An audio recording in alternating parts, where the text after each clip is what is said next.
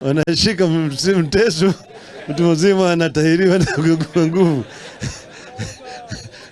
Wakasema wanataka wawe peke yao. Hiyo ndio majadiliano tulikuwa nayo katika kule Bomas of Kenya. Shida ikawa kubwa sana juu ya hiyo mambo hii ya tohara.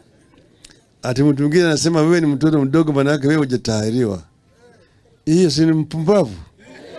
Si ni pumbavu? Si ni ujinga? Mnaambia ukivuka tu mpaka ungia Uganda hapa. Uganda hapa makabila mbili peke yao ambao wanatahiri.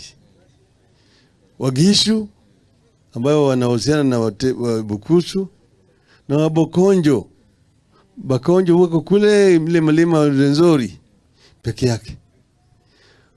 Waganda, Wasoga, Wanyankole, Wabanyoro, Abatoro, Wakumam, Wateso, Wacholi, Walangi, Walukbara, wote watahiri.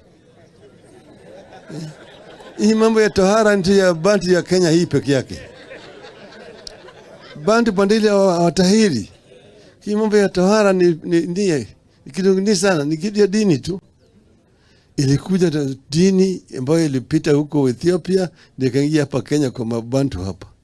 Bantu hata kuingia kule DRC hawatahiri. Atakwenda kule Cameroon hawatahiri.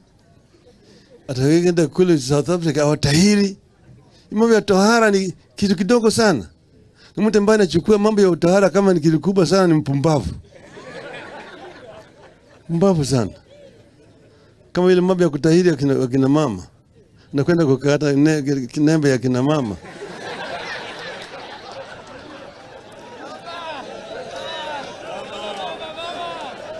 Alafu anafikiri amefanya kazi muhimu. Mjinga hiyo. Si ni ujinga hiyo? Nataka kutufundisha hao watu wa adabu. Ili waelewe. Ati Mutesa hawezi kuongoza manake bado hajatahiriwa. Nani anasema kitu kama hiyo?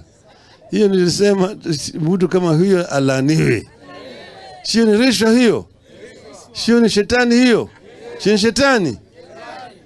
Sasa mimi nasema shida hiyo tumesikia na tutaangalia vile tutatoa. Sasa mimi nataka nifurahi sana kuona vile mweka kofia ya ODM. Tunataka kuimarisha chama chetu iwe na nguvu. Chama ndio ni ngao. Chama ndio ni mkuki. Chama ndio ni uta.